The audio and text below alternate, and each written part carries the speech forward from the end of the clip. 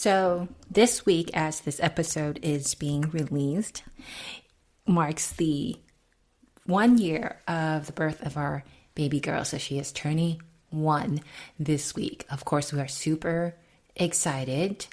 But this week, I also want to share a little bit of my whole journey and transformation into motherhood and how I learned so much more about true self-nurture during this process. Now, it's taken me quite some time to really process and work through some of my own emotions around how the birth happened. The birth itself was challenging, physically, emotionally, and mentally. It was not by any means traumatic, but it was challenging and it didn't go the way that I had wanted. So it did take me a while to process and also grieve the birth experience that I had wanted but didn't receive. Welcome to the Sacred Listening Podcast, a sanctuary for those who feel overwhelmed, overscheduled, and overbusy. In this podcast, we explore the various paths of restoring balance in our body from issues such as depletion, anxiety, chronic pain, and stress. We do this by redefining what self-care means on an individual level as we dive into cutting-edge research, personal stories, expert interviews, as well as listening in to the magic and mysticism of our body's wisdom.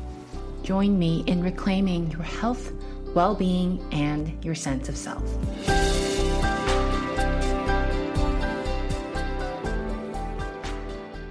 This is part 1 of my episodes on my personal journey into matrescence. Matrescence is the process, changes, and transformation that a person goes through during pregnancy, birth, postpartum period, and beyond. So in part 1, I will be sharing some, not all, details of how our baby girl came earthside, as well as the self-nurture lessons I learned along the way during pregnancy and birth. In part 2, the next episode, I will be sharing my personal experiences thus far, 1 year into motherhood, and the self-nurture lessons I learned so far this year. Now, I won't go into the nitty-gritty details and the timestamps of my labor and birth. I am not here to say one way is better or another in terms of birthing. This entire experience and the birth plan I had was purely out of my own want of how I would like the birth to be. And I do not criticize or judge any other mamas or birthing people on their choices on how they want to birth a baby. That is entirely up to them. And so I would much appreciate the same from you listeners today. I am sharing the story to partially heal and accept it.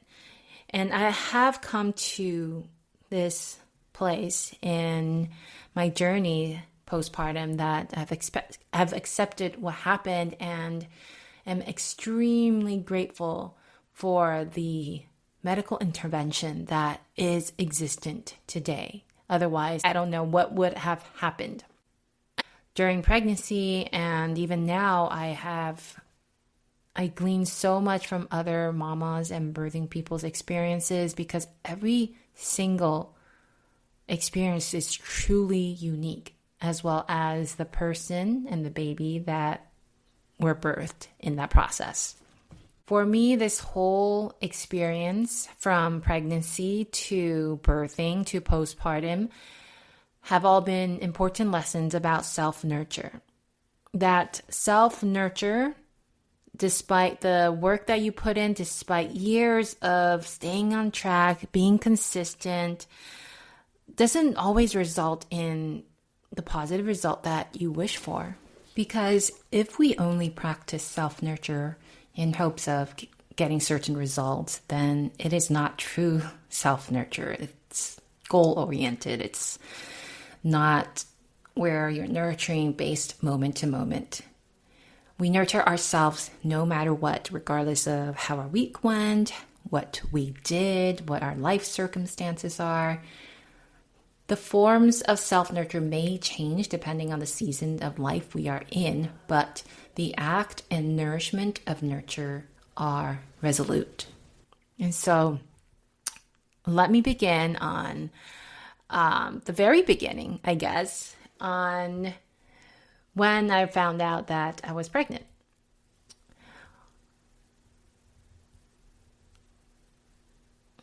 So we had planned this pregnancy. My husband and I had planned this pregnancy. We have been married for many years now, 9 years this year actually. But we never were sure whether or not we wanted to have kids until a couple years ago. And when I found out that I was pregnant, I tried to do all the quote unquote right things. In addition, since I had spent many years, over a decade in fact, practicing yoga, listening to my body, listening to my intuition, taking good physical, mental, and emotional care of myself, that I should be able to have a natural birth, which was what I wanted, which is what I had planned initially. So I tried to do all the quote unquote right things. I listened to my body. I took it slow. I slowed way down. I tried not to overexert myself if I felt tired. I challenged my body appropriately if my energy felt good, but no more than what felt appropriate. I did a lot of spinal release yoga to help soften, decompress the sacrum area, my lower spine, also just my whole body, really, to make space, give some softness, and give some fluidity to the growing fetus. I meditated daily. I talked, quote unquote, talked to my baby. I would meditate with my hands around my belly and think about the baby as if I was talking to my baby. During meditation, I would sing and chant mantras to our baby girl when she was inside my belly. I try to eat healthy, or at least after my nausea went away, I try to eat healthy. I walked daily. I did perineum massage. I worked with a doula and a midwife, and we created this birth plan of water birth and practice all these breathing exercises and relaxation. So I was, like I said, quote unquote, doing all the right things for a natural birth.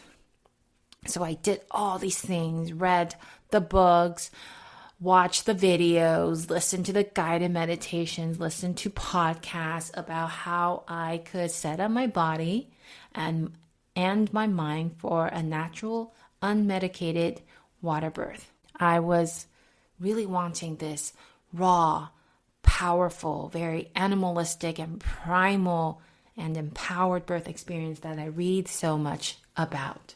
Now, what really happened didn't really go the way that I had envisioned. Like I said, I will not be going into the time-stamped details of what exactly happened step by step. But long story short, my whole labor was about 31 hours long. So for any kind of labor, whether you have natural birth or you had a medicated birth, that's pretty heck of a long time. It was really challenging on the body mentally and physically and emotionally. So we had planned this natural birth, water birth with a doula and a midwife. I had this whole birth plan on the type of music to play, the mood, the setting I wanted. My husband was completely game for that. My contractions started in the morning. They were mild, and by afternoon they have actually progressed to quite intense and frequent contractions. So we went in to only find that my cervix wasn't quite dilated yet, even though the contractions indicate something else. So both the doula and my midwife were quite surprised that based on the timing and intensity of my contractions that I was not further dilated. So we tried everything, being in the bath, being in the shower, to relax my body, to try to help the cervix soften and dilate. And hours later, it was still not happening, and I was exhausted. So we had to go with epidural so I can get some rest. Hopefully that will help relax my body and my cervix a little bit more. And that again stalled for another many hours. There was some progress, got some rest. The midwife and we tried different positions to try to move the baby downward a little bit more, as she seems to keep getting stuck.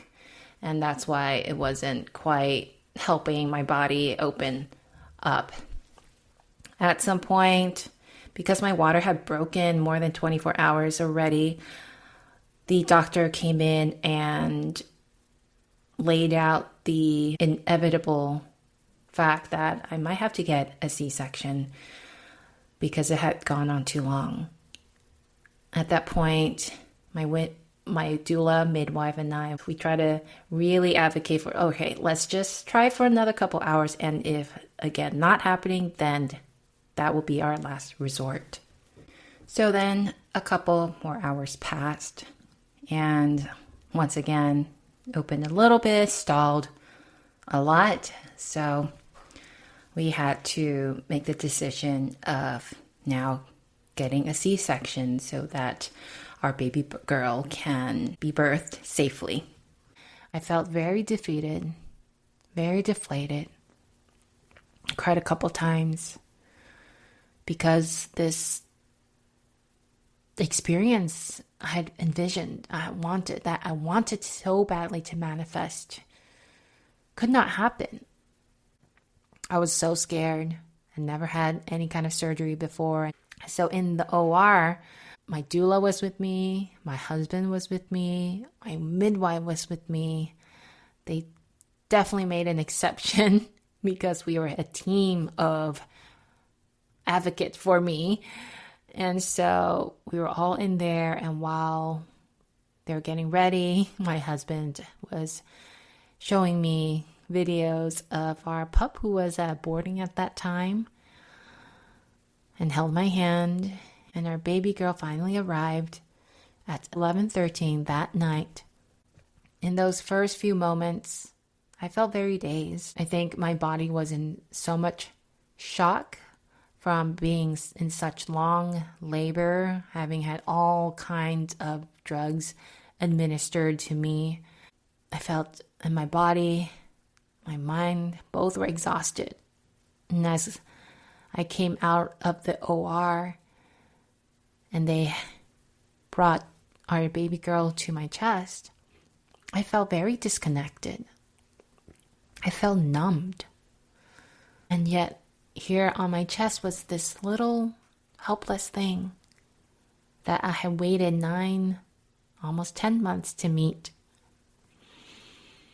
It was not the magical moment I had envisioned, that I had read about. There was no instant spark or connection or deep love. Instead, I felt numbed. And the next few days as I came out of recovery from the C-section, I kept running the events through my head, trying to analyze where it all went wrong. Maybe if I had relaxed more, tried harder, stretched more, moved around more, if I had just stuck with it a little bit longer, maybe, just maybe, I could have had a vaginal delivery. And I was grieving for that experience I never had. People would tell me, hey, at least you and the baby are healthy. I know they meant well, but I would be so irritated because I felt invalidated in that moment in my own grievance. I felt so sad that for all my planning, for all the things that I was doing right, quote unquote, that everything still went the other way in the end. But in hindsight now, all these planning was still driven by my perfectionistic tendencies to want this perfect pregnancy, to have this perfect birth. And when I didn't attain that, I felt very disappointed with myself, like a failure, like my body had failed me. And this just goes on to say that even after almost a decade of me being intentional and deliberately practicing self-nurture so I can let go of this perfectionistic tendency, it still rises up in vulnerable times, like during pregnancy and childbirth, when you want everything to go just the way you want it to go. And what I've learned, and I know it's cliche to say, all pregnancy and birth experiences, you can only plan to a certain point, and the rest really you cannot have any control of. It just really goes to a point that you have to let go. And today I have this scar that reminds me of the process that I went through to bring our baby girl to this world. While for the first few months, when I looked at it, I would feel sadness.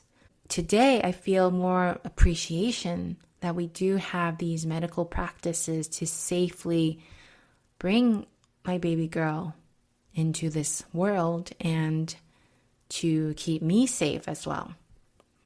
When I look at my scar today, I thank my body for all that it did for me for 9 months and for our baby girl to nourish both of us. And now to be able to nourish her as she's outside of my body as well.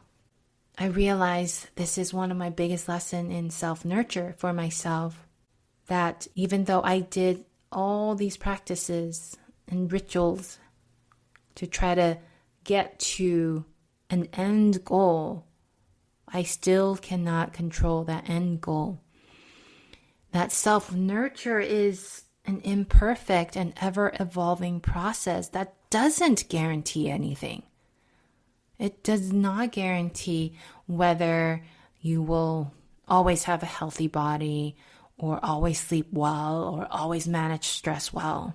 Self-nurture cannot be a means to an end. And self-nurture doesn't always mean things will go well and things will go the way you want in your ideal vision. Self-nurture is broken up into these micro moments to help us feel most aligned with ourselves in every single given moment. And today I take all that self-nurture that I did during pregnancy, as well as all the years before in my years of practicing and studying yoga and taking care of my body, eating well, sleeping well.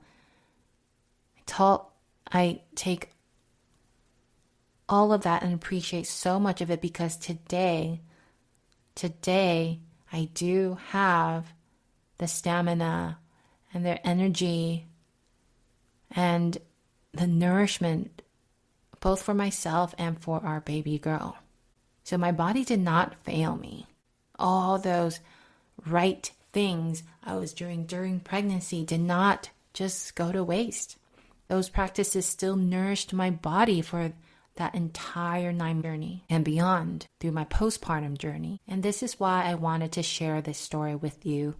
It's not really just so I want to share my birth story. I just really want to share that self-nurture doesn't always give us what we want, but self-nurture needs to be what we need at that very moment.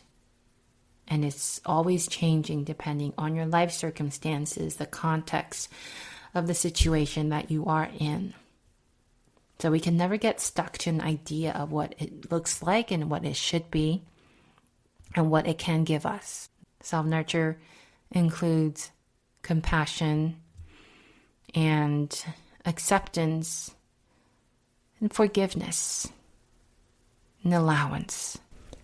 Self-nurture must be seen as an ever-evolving, imperfect process that helps us feel aligned with ourselves in the moment. And if that practice of self-nurture results in some positive results, then we will take that as a bonus, a gift. So with that concludes part 1 of this 2-part episode on Matrescence, my journey of becoming pregnant and becoming a mother. And in the next episode, I will be diving more into reflections and learnings in 1 year of motherhood.